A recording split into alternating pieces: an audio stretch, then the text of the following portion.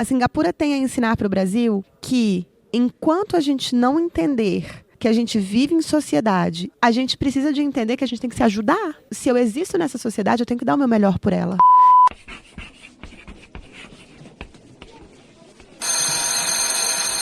Moi Camoi, bem-vindo ao podcast Papo de Educador. Eu sou o professor Damione Damito e o tema de hoje é a educação em Singapura.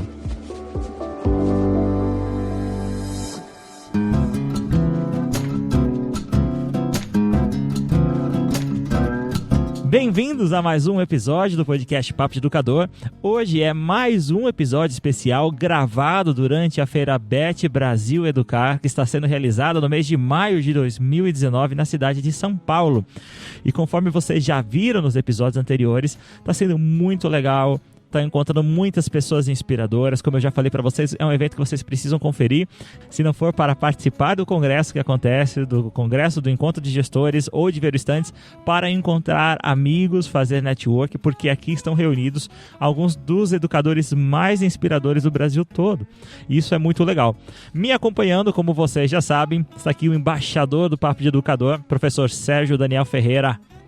Uma honra estar aqui, Damione, mais um podcast aqui pra gente gravar. Estamos aqui no finalzinho do dia de hoje, aqui na BET, né? E uma satisfação imensa estar aqui para conversar sobre formação de professores, algo que eu me dedico há muitos anos e acho que é o caminho.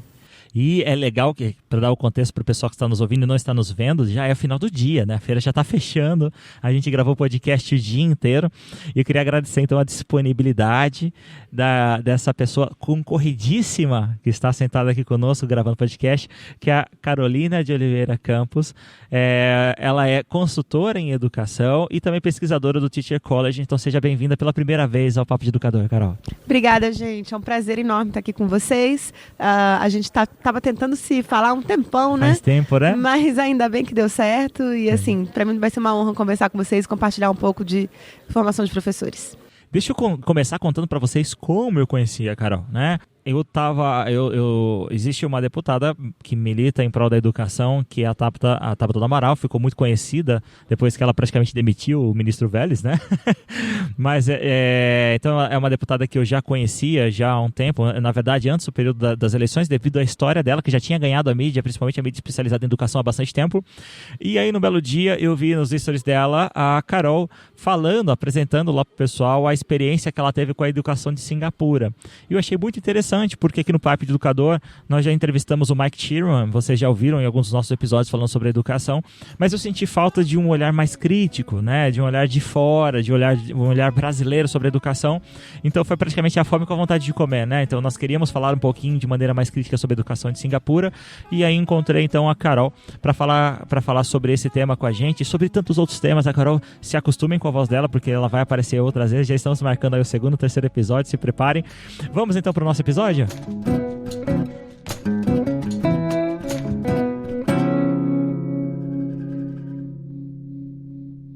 Muito bem, Carol. Primeiro, antes de começar a falar sobre isso, você tem um currículo bastante bacana, você tem experiências bastante legais. Eu gostaria que você se apresentasse para a nossa audiência, falasse um pouquinho da sua trajetória pela educação até chegar hoje aqui. De maneira resumida, né? Eu sei que deve ser bem longa a história. Damione, então, eu costumo dizer que eu tenho um currículo muito não linear. Eu começo sendo advogada, então me formo em Direito e depois vou, enfim, estudar Direito ainda na pós-graduação. Até que um belo dia, trabalhando como advogada, eu já não estava feliz como advogada. Eu falei, eu acho que tem alguma outra coisa que eu posso fazer melhor na minha vida. E aí eu fui convidada para dar uma aula. E da hora que eu pisei numa sala de aula, nunca mais eu saí. Me apaixonei completamente por educação. Nessa época eu já estava fazendo um mestrado, e meu mestrado é em políticas públicas. Mas comecei, enfim, me tornei professora do ensino superior, durante 7 anos fui professora, e aí depois disso fui para os Estados Unidos, e aí fui estudar, fiz um Professional Certificate em Harvard, depois me tornei coordenadora do setor educacional do Consulado Geral do Brasil em Boston, por 2 anos, trabalhando muito com Ciências Sem Fronteiras, e aí depois eu voltei para o Brasil, e aí eu terminei o curso e tal, voltei para o Brasil e falei, não, agora eu preciso devolver para o Brasil todo esse investimento. O Brasil diretamente não investiu em mim, não recebi bolsa da CAPES, nada disso, mas todo aquele conhecimento que eu aprendi, eu achei que eu precisava de compartilhar com alguém. Mas antes eu precisava de ir para a melhor rede municipal do Brasil, saber o que eles estavam fazendo, compreender o que eles faziam, como eles faziam e depois sair feito um beija-flor disseminando aí as boas práticas. E foi isso que eu fiz. Então eu fui para Sobral, eu quis ir para Sobral, eu busquei Sobral. E aí eu tive muita sorte de encontrar pessoas absolutamente incríveis no meu caminho e tenho uma gratidão imensa por Sobral e tudo que Sobral me ensinou e todas as pessoas que eu conheci por lá. Fiquei 1 ano como diretora pedagógica da Escola de Formação de Professores de Sobral, até que eu recebi o convite para me tornar secretária municipal de educação, no município do Agreste de Pernambuco. Fui secretária, me tornei secretária, saí da secretaria, fui para o MEC, fui trabalhar na diretoria de formação de professores do MEC e hoje estou trabalhando como consultora educacional. E aí eu trabalho com alguns projetos de formação de professores, mas também estou trabalhando nessa pesquisa do Teachers College, que tem como objetivo compreender a implementação da BNCC nos municípios. Que bacana. Então, é muita coisa para a gente falar, né? São muitos assuntos. Eu adoro conhecer pessoas assim com um repertório bastante extenso, e né? Poético, né? Um beija-flor. Adorei, Carol. Adorei. A gente precisa dessa singeleza, né? Exatamente. E acredite, não é a primeira advogada aqui no Papo de Educador. Que né? legal. Então, da última vez deu muito bom, então tenho certeza que agora também. Carol, você teve também essa experiência em Singapura. Eu queria que você contasse pra gente como que foi, como que surgiu essa oportunidade, como que foi a sua ida pra lá. Eu faço parte da rede de líderes da Fundação Lema, do Talentos da Educação, e um belo dia a gente recebeu um e-mail falando que a Fundação Lema estava com o edital aberto, isso é uma prática comum da Fundação. Eles abriram o edital e dessa vez o edital era para apoio à rede. Então eles falavam, olha, a gente tem aqui algum recurso e a gente vai selecionar alguns projetos da rede e os projetos que a gente achar que são mais legais, a gente vai investir nesses projetos. E eu tinha acabado de deixar a Secretaria de Educação, essa história até é engraçada, porque eu tinha acabado de deixar a Secretaria de Educação, estava super frustrada, porque a forma como eu saí da Secretaria, para mim, foi muito, muito ruim, muito frustrante. Eu acredito muito na educação da municipalidade, mas, ao mesmo tempo, é muito difícil você trabalhar no município. As pessoas estão ali, têm práticas de gestão que são muito questionáveis, e você tenta mudar isso, e, enfim, é muito, muito complicado. E aí eu tinha saído do município, estava super chateada, triste. Aí sabe aqueles dias assim de pijama, que você está em casa, triste, chorando? Então, era esse dia. E aí eu recebi esse e-mail da fundação falando que se você tiver um projeto para transformar o Brasil e tal, se inscreva, não sei o que lá. Eu falei, que transformar o Brasil, gente? Assim, acabei de sair de uma Secretaria Municipal de Educação arrasada, tô de pijama, chorando em casa. Vou transformar o Brasil. Como vou transformar a educação do Brasil? Não vou. Aí eu lembro que eu até sentei, assim, comecei a olhar, o texto não saía, as coisas não funcionavam, enfim. Aí tudo bem, passado isso, no dia seguinte, eu estava lendo uma reportagem sobre, por acaso, que era sobre Singapura. E aí eu falei assim, gente, será que eles têm uma Escola Nacional de Formação? Porque o sonho da minha vida é esse, viu, Damione? Eu ainda vou um dia fundar uma Escola Nacional de Formação de Professores no Brasil. Então conte comigo. Aí eu falei, gente, será que Singapura tem? Era uma reportagem de uma revista. Será que Singapura tem uma escola nacional? Aí larguei a reportagem de lado, peguei, comecei a entrar na internet, comecei a procurar todas as informações que eu podia sobre formação de professores em Singapura. Falei, gente, eu encontrei tanta coisa. E aí eu comecei, olha que louca, eu não tinha nem escrito projeto ainda. Saí disparando e-mail para todo mundo de Singapura, eu nem conhecia as pessoas. Saí adicionando o povo no LinkedIn. E aí eu falei, eu quero ir para Singapura fazer um estudo de benchmark para saber como que Singapura faz com a Escola Nacional de Formação deles, para a gente poder fazer um benchmark no Brasil. Enfim, né, fazer uma coisa parecida no Brasil. E aí eu escrevi o meu projeto, assim, meia hora, o projeto estava escrito, tudo pronto, mandei para a fundação. E eu tinha tanta certeza que eu ia ser aprovada, foi uma coisa muito, assim, engraçada. Aí tudo bem, passou uns dias, e eu continuei mexendo com as coisas de Singapura e tal. Aí passado uns dias a fundação me liga e fala, Carol, a gente viu o seu projeto, a gente achou legal e tal, então, mas o que você vai devolver para a rede, né? Assim, você já está em contato com Singapura, como é que tá? Eu expliquei o que eu estava fazendo, já tinha trocado alguns e-mails, já tinha ligado para amigos que moram na China, gente que mora na Malásia, para tentar conseguir informação. Já tinha feito todos os cálculos, sabia quanto ia custar a viagem, tudo. Aí eles perguntaram para mim, tá bom, mas como é que você vai devolver o que você conhecer lá para a rede, né? Para nossa rede de líderes? Aí eu falei, bom, eu tive uma ideia e falei, ou eu vou falar pra eles, ou eles vão me dar o sim, ou eles vão falar, nem pensar, né? E aí o que eu respondi pra eles foi, eu posso levar uma comitiva comigo. Aí do outro lado da linha, assim, aquele silêncio sepulcral. Sabe, assim, todo mundo calado. Aí eu falei, acho que eu fui longe demais. Aí eles falaram assim, ok, a gente vai analisar e depois a gente volta pra você. Tudo bem. 2 semanas depois, toca o telefone. Era a Fundação Lema, falando, olha, a gente aprovou. E a gente precisa que você faça tudo acontecer, porque a gente tem 1000 outros projetos que a gente está tocando. O projeto é seu, afinal de contas, então, né? Quem pariu o Matheus que o embale, toca aí. E aí beleza. E aí fui, e aí, gente, em 3 meses eu montei agenda, arrumei tradutor, hotel, fui, enfim, descobri quem eram os principais nomes de Singapura, montar toda uma agenda para 22 pessoas. 22 pessoas, Era bastante eu, gente. e aí a gente virou 22. Meu Deus. Não é nada fácil você organizar uma comitiva para 22 pessoas pro outro lado do mundo. Eu tinha reunião, eu não conseguia dormir, porque eu trabalhava no Brasil, aí à noite eu tinha que conversar com Singapura, eu tinha que montar as coisas por causa do fuso. Então, assim, eu ia dormir 3 horas da manhã e acordava às 5, porque daí já tinha uma outra reunião, eram umas coisas loucas, assim. Então, foram 3 meses muito intensos.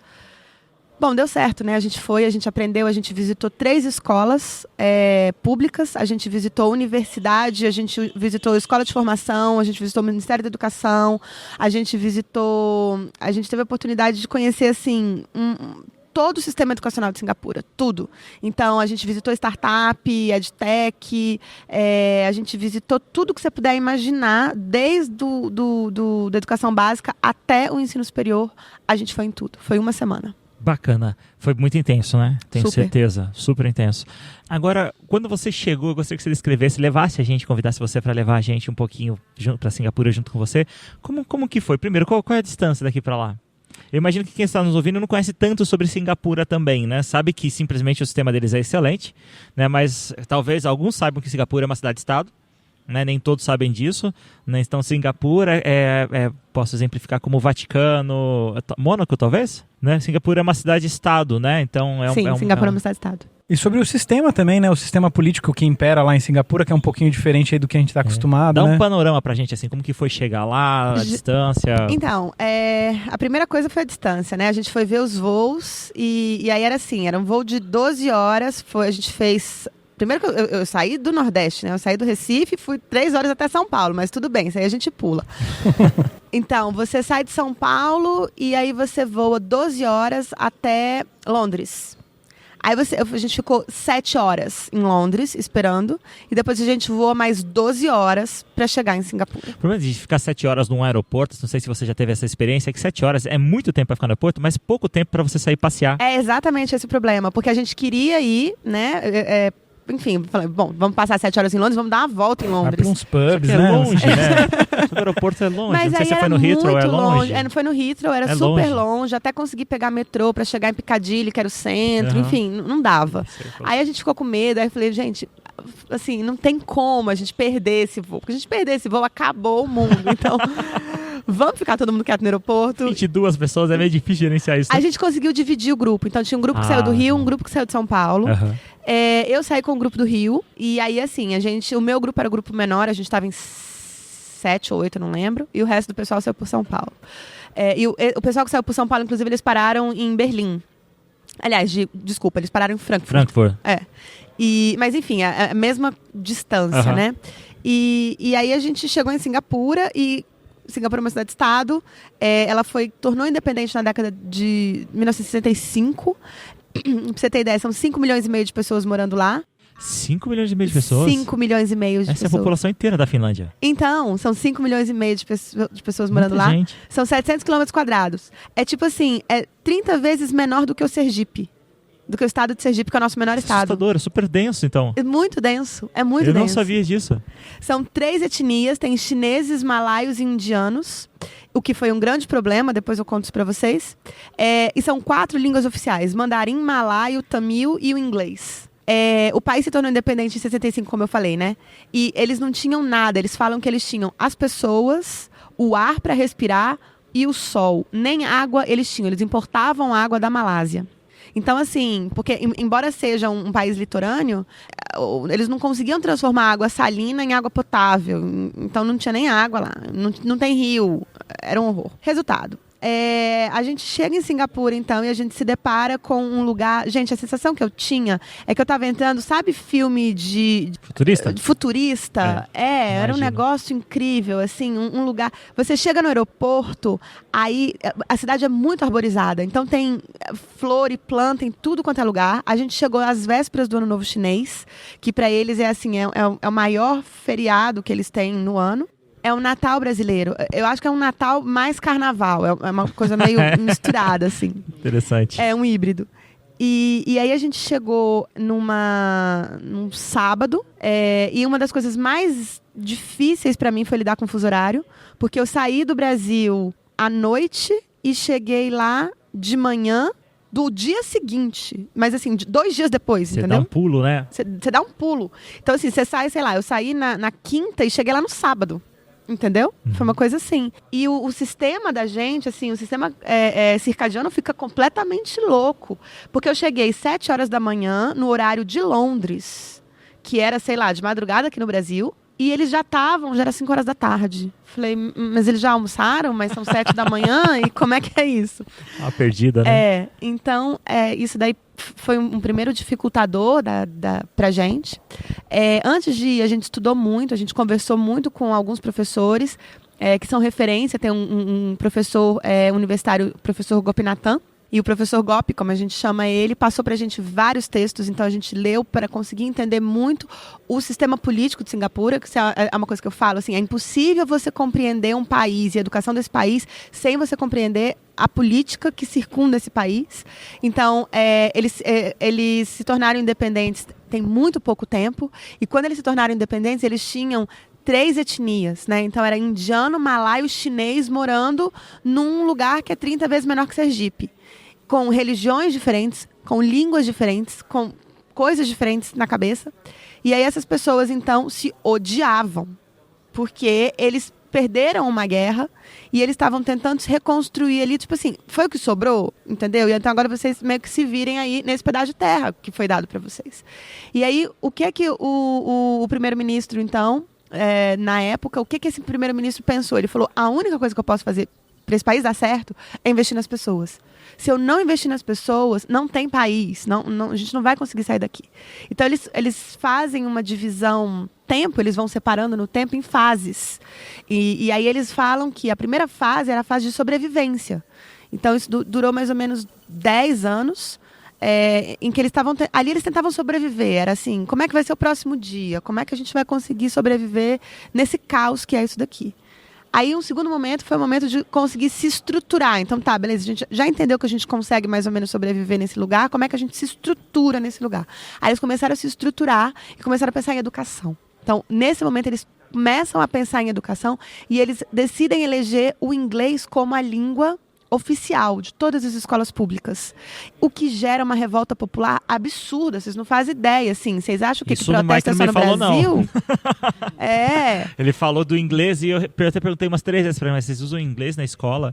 Mas você tem todos esses idiomas e você usa o inglês na escola? E sabe por que eles usam inglês, Damione? Porque o primeiro-ministro falava o seguinte, ele falava, eu preciso de formar essas pessoas para elas saírem e conseguirem competir no mercado internacional, para que depois elas tenham a condição de voltar para cá e transformar o país. Bacana. Então era essa a ideia, era tirar as pessoas de lá, para elas conseguirem competir no mercado internacional. Elas tinham que falar inglês, porque quem que vai respeitar, assim, agora tudo bem, mandarim já é uma língua que, ok, mas em 1965... Quem falava mandarim não tinha espaço no mercado mundial, né? Quem falava tamil e quem falava malaio não tinha.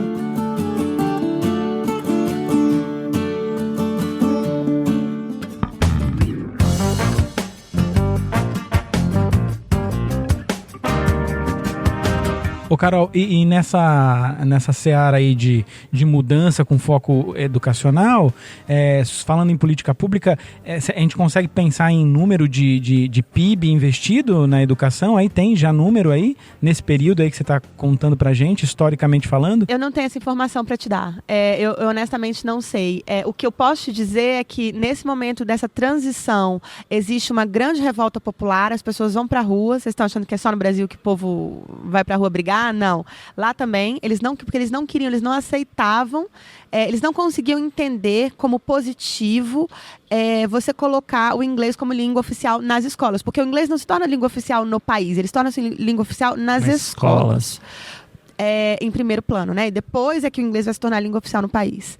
Então levou um tempo para as pessoas conseguirem entender, mas o que eu posso te dizer é que a forma de subsistência deles era primordialmente agrícola na época, o que era muito ruim, porque assim, eles quase não têm pasto, eles não tinham muita coisa. Então, eles tinham muito pouco de agricultura, mas eles exportavam pessoas.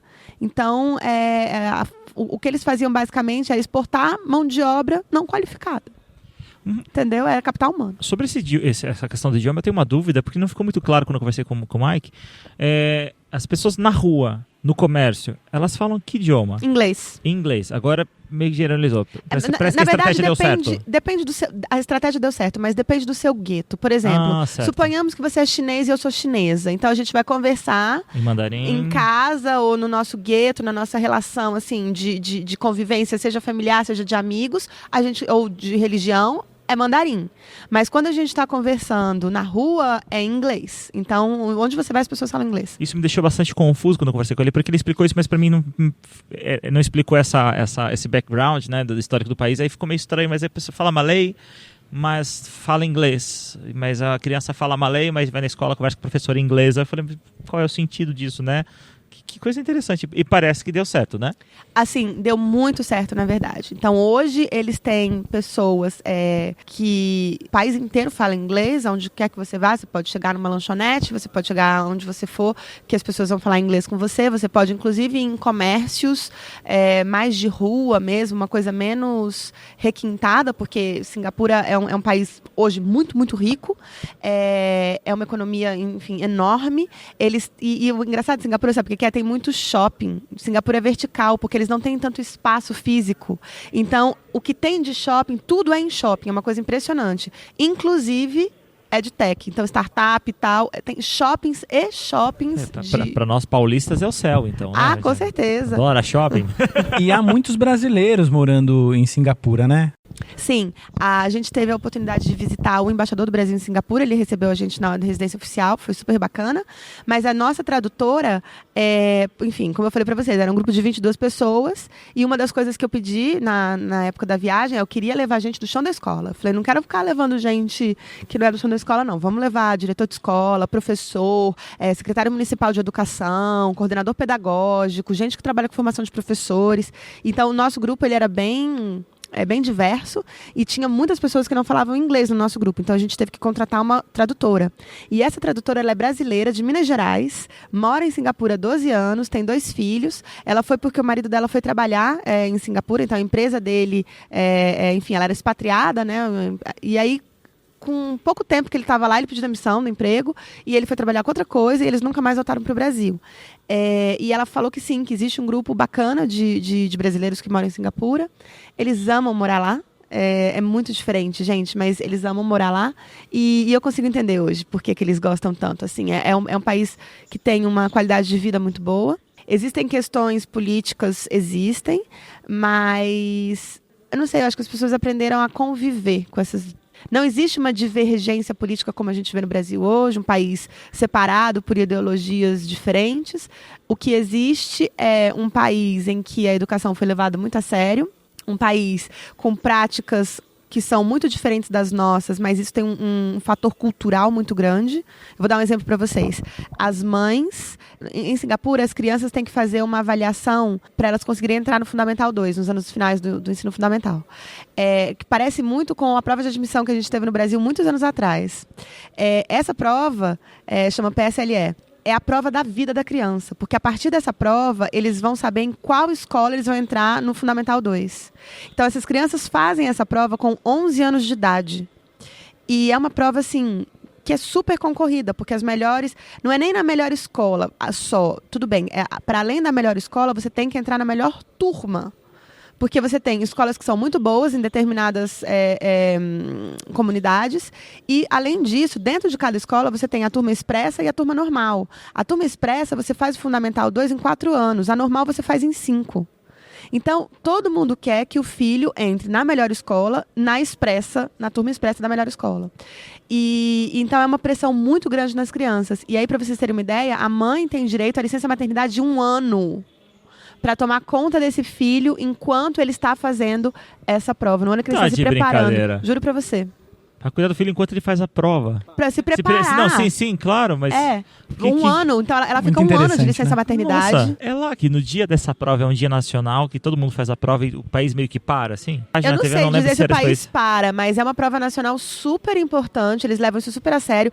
Mas, claro, assim, você tem índice de doença mental altíssimo por causa disso. Com certeza, estresse. Porque você imagina que estresse, assim, burnout, uma criança de 11 anos de idade que, de repente, está tendo que ter a vida dela definida ali, sabe? Então, isso é uma crítica muito grande que eles sofrem de outros países e tal. Mas, ao mesmo tempo, isso é, óbvio, muito diferente do que a gente até deseja para o Brasil, mas é uma questão cultural. Nem todos, né? E será que isso também é um fruto da relação com a China? Olha, eles têm um vínculo muito forte com os chineses e eu não posso dizer para você que não tem correlação. Tem. Existe uma questão cultural chinesa muito mais forte do que a malaia, por exemplo. Porque os malaios, eles são vistos em Singapura como pessoas com o menor potencial socioeconômico. Então, os malaios normalmente são os empregados, são as pessoas que fazem outro tipo de trabalhos. Os chineses e os indianos é que, digamos assim, fazem parte da casta social e de capital humano também do país. E aí, você tinha falado que tinha um problemão que você ia contar, era esse? Entre os indianos, malaios e chineses? Ah, não, então, o grande problema deles era a religião, né?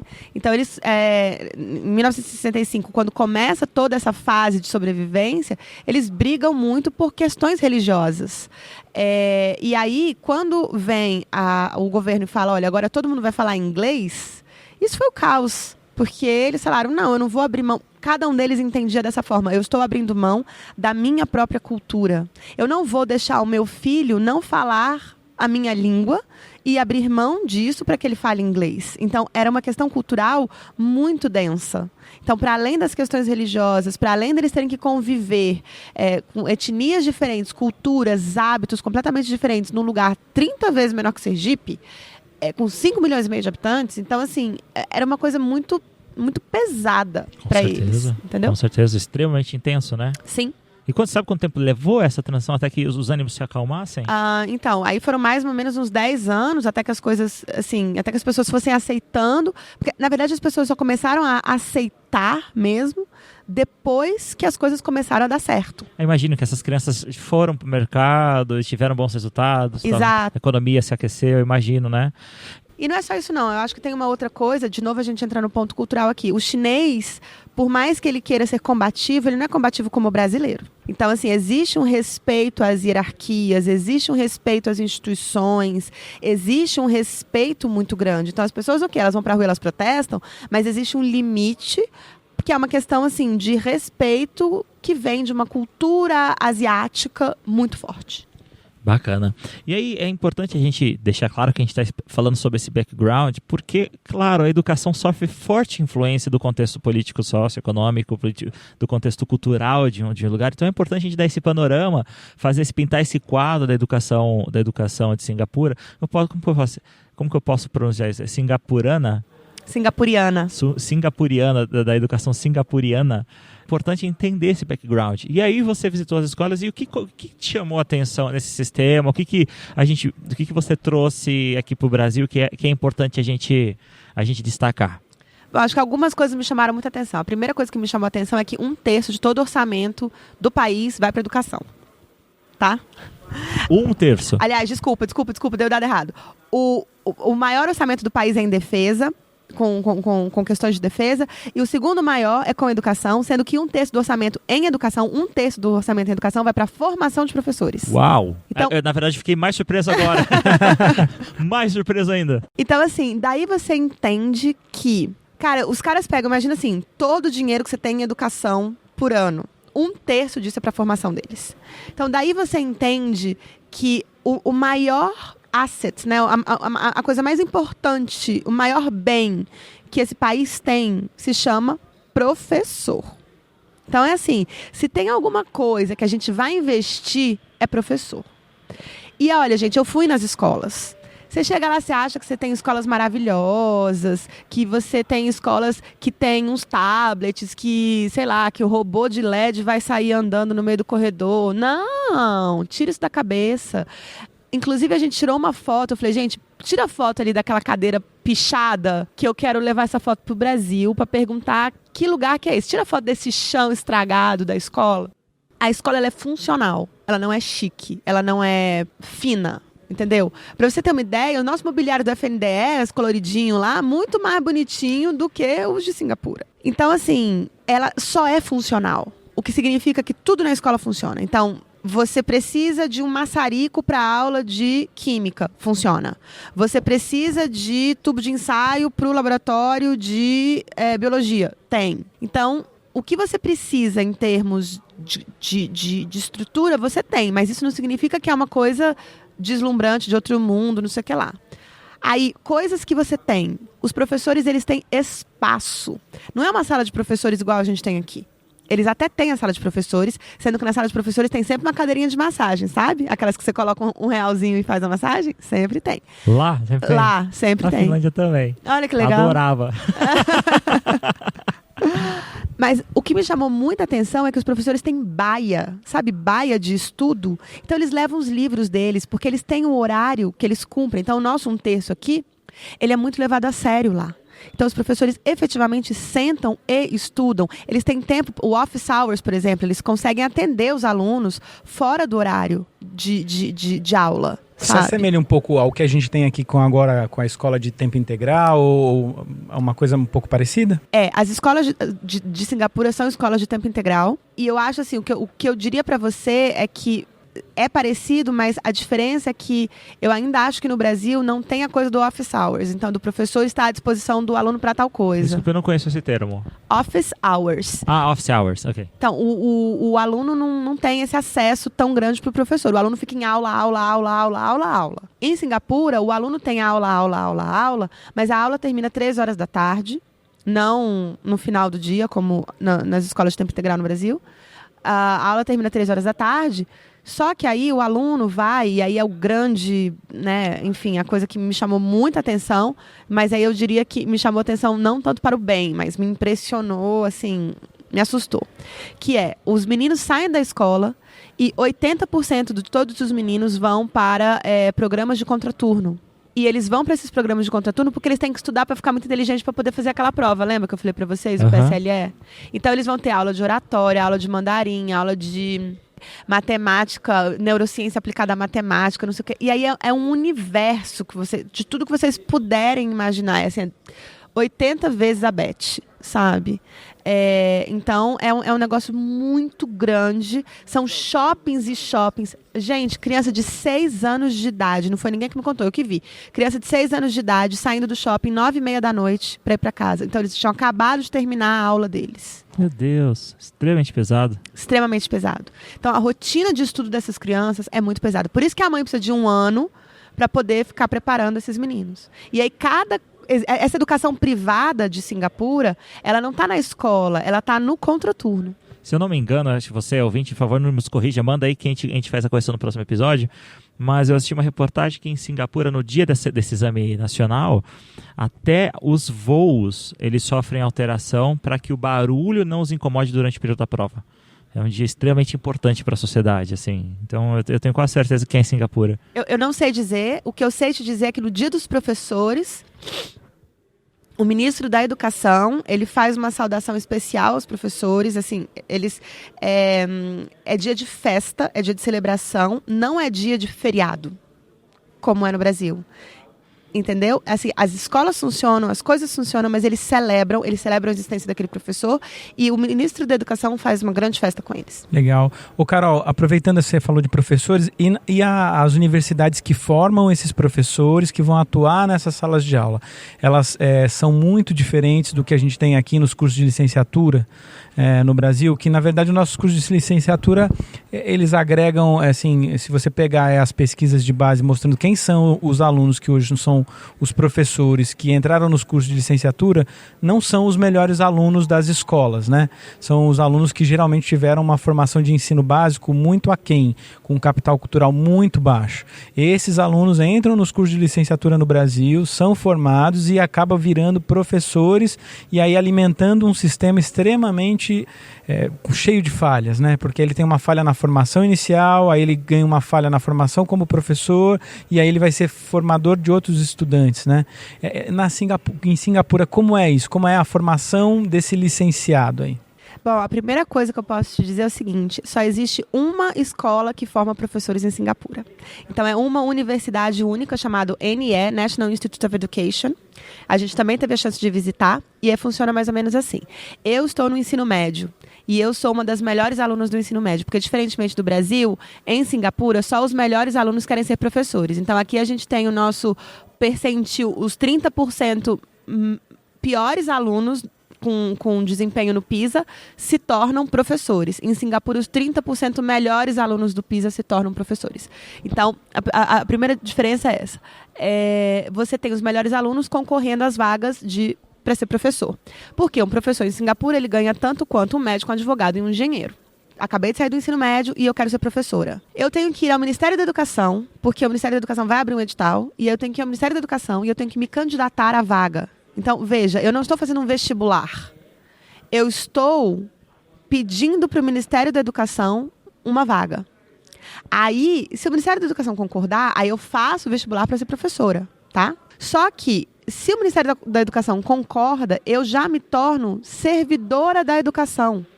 Então, eles pagam toda a minha faculdade, todo o meu curso, ou de pedagogia ou de licenciatura, tudo é custeado pelo governo, e eu ainda recebo, desde o primeiro dia da faculdade, uma bolsa de estudos para viver, sendo que eu tenho direito a comida e moradia no campus, certo?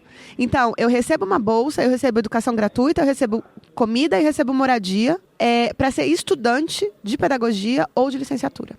Eu faço o meu curso e eu tenho, obviamente, que ser boa aluna. Ao final do curso, tem uma prova que eu tenho que fazer. Se eu não passar nessa prova, eu tenho que devolver todo o dinheiro para o governo. Então, todo o dinheiro que o governo investiu em mim, eu tenho que devolver. Eu acho que o índice de aprovação deve ser alto, né? É bem alto. É bem alto. Caramba, que eu não consigo nem expressar o meu espanto, né? De tamanho cuidado, né? Com os seus professores, né? Valorização, né? Sabe o que é mais engraçado, Damione? É o seguinte, você faz a prova, aí você passa, obviamente, porque tem que passar, amigão. Você passa. Depois que você passa, você, no primeiro dia, assim, fez a prova, pronto, você se torna professor. Só que você tá achando que você recebe um piloto e um giz e vai pra sala? Não. Aí você vai passar 3 semanas enfiado na Escola Nacional de Formação... Aliás, 3 semanas não, desculpa. 3 meses enfiado na Escola Nacional de Formação de Professores. Que daí você sai da formação inicial e entra na formação continuada. Aí você vai receber um curso de 3 meses. E aí, durante esse curso, você tem mentoria. Então, você tem alguém, você é mais experiente do que eu, e aí você vai me dar a mentoria, você vai ser meu mentor. Então, eu vou ter aula, eu vou ter formação continuada, mas eu tenho você como meu mentor, que vai ser um guia. Ele está desde o primeiro semestre em contato com a escola. Tudo que eles fazem é dentro das escolas. E eles são... E é isso que é a ideia de residência pedagógica como a ideia de residência pedagógica que deveria ser. E não essa coisa que alguém vai lá e assina um papel e está tudo certo. Não. É você efetivamente estar presente na escola e ver como é que a escola funciona, como é que as coisas acontecem. Que bacana. Tem algum outro tópico ou coisa que lhe chamou a atenção, assim, que você gosta de destacar sobre lá? Tem uma fala que eu escutei lá, que, assim, tem duas falas, na verdade, que eu gosto muito. A primeira é um professor Vignesh, que ele é um professor universitário, e ele também é o presidente da The Head Foundation, que é uma fundação que trabalha muito com a parte de educação e formação continuada lá. E ele fala o seguinte: se você quer serviços públicos de qualidade, você precisa de consistência. E consistência implica em visão. Governos podem ser trocados, visão não. Então, eu acho que isso, assim, faz todo sentido para o Brasil que a gente está vivendo agora. Os governos, eles podem ser trocados, isso faz parte do processo democrático. Mas a visão, ela tem que ser consistente. O que é que a gente quer para a educação? Tanto faz se eu tenho um governo de direita ou de esquerda. O que eu não posso é ter assuntos que vão jogar uma névoa sobre o que é realmente importante. Então, o que é realmente importante na educação hoje? A gente tem um monte de documentos que já falam que é importante. A gente tem desde o Plano Nacional de Educação, passando pela BNCC, passando pela Educação Já, que é um compilado do que é mais urgente em educação, chegando finalmente no documento que concede um Dime Fizer entregaram para o Ministro da Educação recentemente. Então, assim, a gente sabe o que é importante. A gente sabe o que precisa ser feito. E isso não tem nada a ver com ideologia.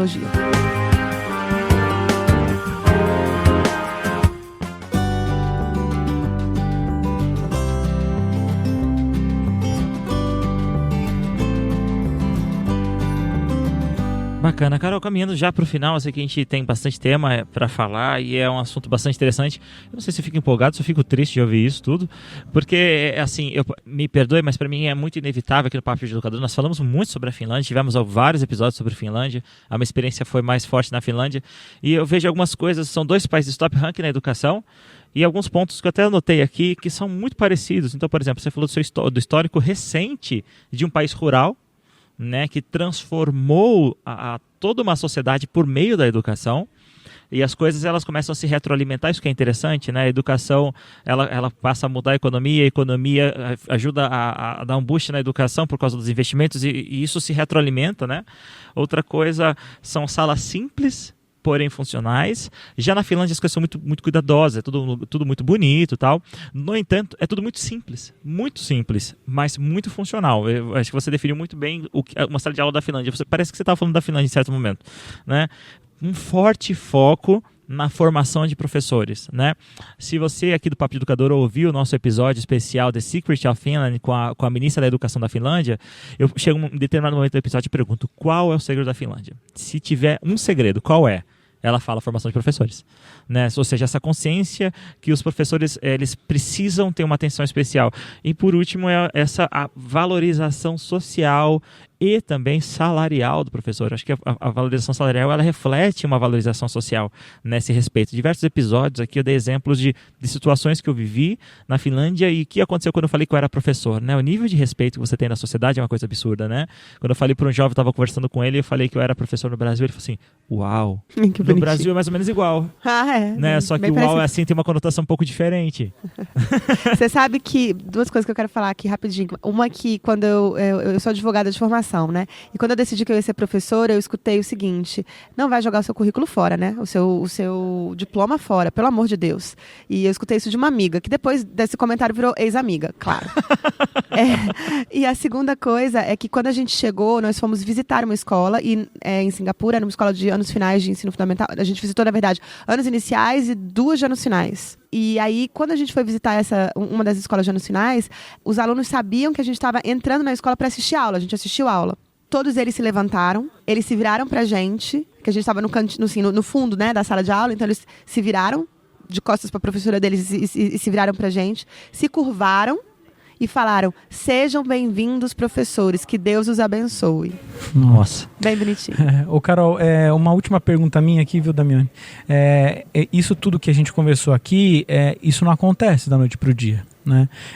O que me faz pensar assim, que assim, não adianta, né, nesse quesito visão, os processos educacionais levam tempo, né?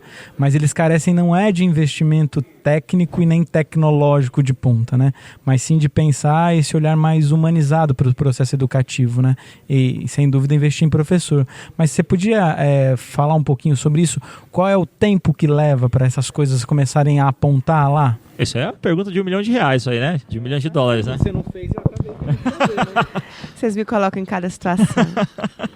Agora vamos descobrir se ela costuma ver o copo metade cheio ou metade vazio.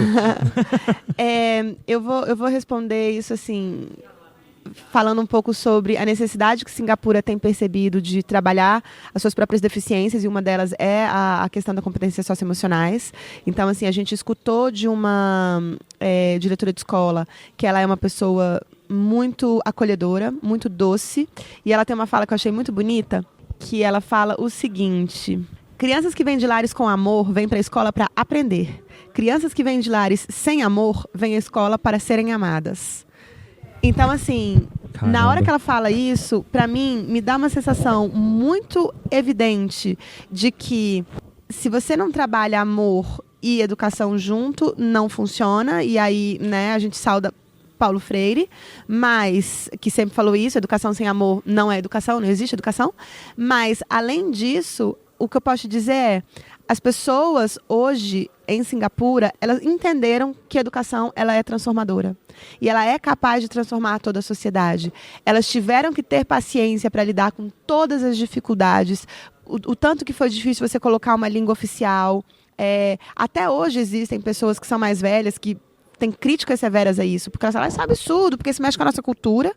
Mas, em compensação, quem está sendo pai agora, os millennials que estão sendo pais agora, já acham super normal. E é um absurdo não ter o inglês como língua oficial. Então, assim, a educação ela tem que ser um processo transformador, porque a sociedade precisa ser transformada. Então, a educação ela tem que pensar de uma forma de vanguarda, porque quem está estudando hoje, quem está entrando hoje no primeiro ano do ensino fundamental, em 10 anos essa criança está no ensino médio. Então, assim, eu tenho que pensar hoje no que eu quero para o meu menino quando ele estiver chegando no ensino médio. Então, essa visão de longo prazo, que Singapura tem muito isso. Eles trabalham com competências para o século XXI o tempo todo. Eles estão o tempo todo pensando no que eles querem para daqui 10, 15, 20 anos. Então, é só isso que eu posso dizer. Agora eu entendi os beija-flores no começo desse podcast. Pois é. Puxa vida, isso aí você não está nos vendo, mas é uma coisa que até me emociona.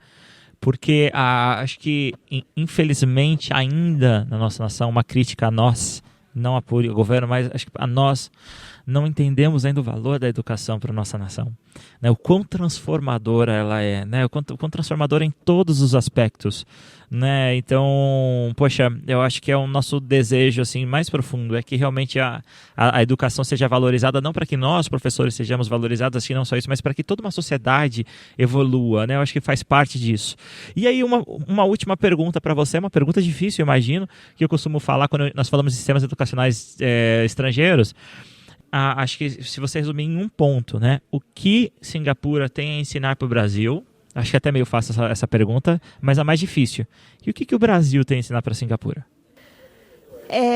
Eu acho que o que Singapura tem a ensinar para o Brasil, eu vou resumir na frase da professora Mini. A professora Mini foi essa diretora de escola que eu falei para vocês, que é, enfim, muito inspiradora, e ela fala o seguinte: eu não existo sozinha, eu existo numa sociedade, graças a essa sociedade e para essa sociedade. Então, assim, a Singapura tem a ensinar para o Brasil que, enquanto a gente não entender que a gente vive em sociedade e que a gente está meio que preso nessa sociedade, preso no bom sentido, a gente está todo mundo aqui, está todo mundo querendo lutar por esse país. E a gente não vai abrir mão dele tão facilmente, porque a gente quer que as coisas deem certo. Porque eu quero que meu filho seja feliz, você quer que os seus filhos sejam felizes, você também. Então, assim, a gente precisa de entender que a gente tem que se ajudar. Então, se eu existo nessa sociedade, eu tenho que dar o meu melhor por ela. Se eu existo nessa sociedade, eu sou assim graças ao que o Brasil fez por mim. Então, se eu tiver a chance de ir para os Estados Unidos e eu tenho a obrigação de voltar, e eu tenho que voltar para o interior do semiárido, para saber o que as pessoas estão fazendo lá, para depois ir para o agreste de Pernambuco. Porque é só se você devolver para o seu país e se você conseguir inspirar pessoas que você vai fazer a verdadeira transformação. Primeira coisa. Então, Singapura faz isso de uma forma muito evidente. Eles sabem da responsabilidade de cidadãos deles lá. Eles entendem isso muito claramente. E o que o Brasil tem a ensinar para Singapura? O Brasil tem uma doçura. O Brasil tem um amor, uma afetividade que Singapura não tem. Então, aqui a gente não acolhe só a criança. a gente beija, a gente abraça, a tia fala que ama, né? Assim, é assim que funciona a educação no Brasil. E a gente não pode perder isso, porque isso é doce, isso é a gente, isso é o carinho. A educação, ela tem essa coisa coração e ela tem que continuar tendo. A gente não pode trocar o tecnicismo pela afetividade. Dá pra gente ser técnicos e afetivos ao mesmo tempo. Dá pra gente ser razão e coração ao mesmo tempo. Dá pra gente fazer as duas coisas ao mesmo tempo. Então a gente precisa de aprender e ter esse senso de cidadania e ao mesmo tempo continuar sendo doce. Eu ia dizer, endurecer sem perder a ternura, né? É isso mesmo.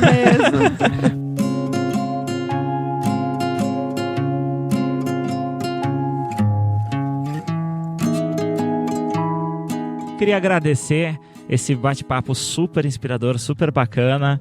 Poxa vida, eu acho que eu pensei que eu fosse só ouvir curiosidades sobre Singapura e aprendi muitas coisas para refletir sobre a minha prática, sobre a nossa nação, sobre a minha postura como cidadão na nossa sociedade. Eu espero que essa reflexão tenha chegado até você, então nos ajude a replicar essa visão com os seus amigos. Se você tem alguma dúvida, alguma curiosidade ainda sobre Singapura, se você quer acrescentar alguma coisa, mande seu e-mail para contato@papodeeducador.com.br ou então deixe seus comentários nesse post ou então até mesmo através das nossas redes sociais, Facebook, Instagram, Twitter, tá bom? Que vai ser um prazer ter esse contato com vocês. Obrigado pela parceria de sempre, Sérgio. Eu que agradeço, foi um prazer conhecer a Carol, uma pessoa doce, é um colibri multicolorido aqui.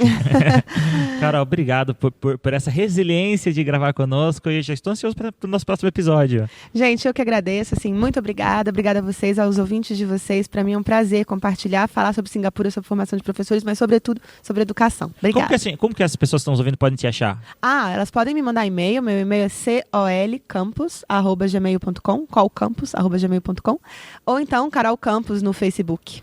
Bacana, obrigado, viu, Carol? Eu que agradeço. Obrigado para você também que está nos ouvindo e nos vemos então no nosso próximo episódio. Tchau, tchau.